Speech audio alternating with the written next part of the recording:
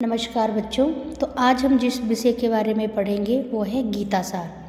तो गीता सार के श्लोकों के बारे में पढ़ने से पहले हमें इससे पहले की जो जानकारी है उसके बारे में पढ़ना होगा। गीता महाभारत का एक हिस्सा है। महाभारत में हमारे 18 पर्व हैं, तो उसका जो भीष्म पर्व है उसमें गीता का उल्लेख किया गया है। महाभारत महर्षि वेद व्यास ने लिखा था और गीता में जो संवाद है वो है अर्जुन और श्री कृष्ण का। अर्जुन जब देखते हैं कि उनको जो युद्ध करना पड़ेगा वो उसके अपने ही सगे संबंधी हैं, अपने ही उसके कोई चाचा हैं, कोई भाई हैं, कोई दादा हैं, तो वह अपना युद्ध जो करना है जो वो छोड़ देते हैं और वह अपना शस्त्र छोड़कर रथ पे बैठ जाते हैं।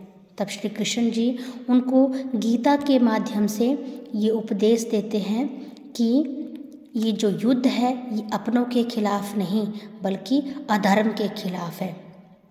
तो उन्होंने गीता का जो सबसे पहला जो हमारा श्लोक है उसके माध्यम से गीता को आरंभ किया था। और गीता में लगभग 700 श्लोक हैं। ये काव्य रूप में लिखी गई है, मतलब इसकी जो शैली है वो काव्य शैली है।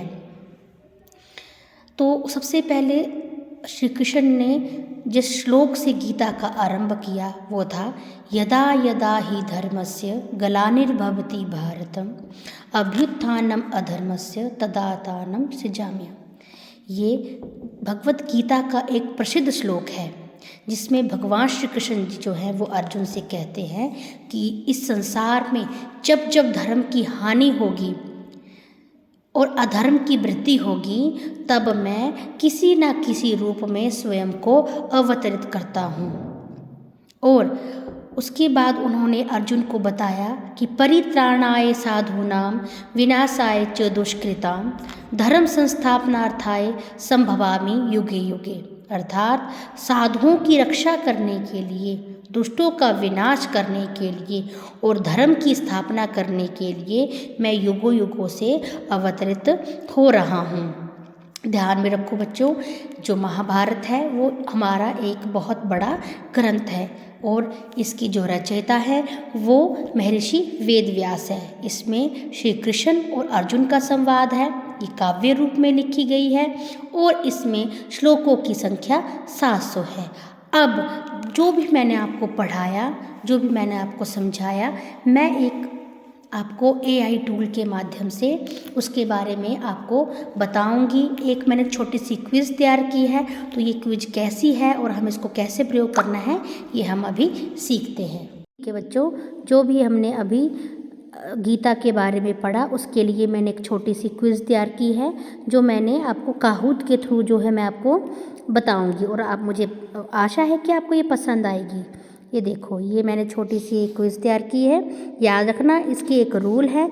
रूल ये है कि आपको एक क्वेश्चन के लिए आंसर देने के लिए सिर्फ 20 सेकंड मिलेंगे। तो देखिए हमारी जो गेम है वो शुरू हो रही है। तो सबसे पहले जो हमारा क्वेश्चन है वो है श्रीमद् भगवत गीता किसका भाग है। हमारे पास है अभिज्ञान शकुंतला, रामचरित, रामायण या महाभारत। तो इसका सही आंसर है महाभारत। बहुत बढ़िया, वेरी गुड। जैसे अब देखिए अगला हमारा जो प्रश्न है वो मैंने बनाया है भगवत गीता का उपदेश किसने दिया था। तो देखिए आपके पास 4 ऑप्शन है, अर्जुन ने, श्री कृष्ण ने, वाल्मीकि ने या महर्षि वेद व्यास ने। जैसे इसका आंसर है श्री कृष्ण ने। बहुत बढ़िया।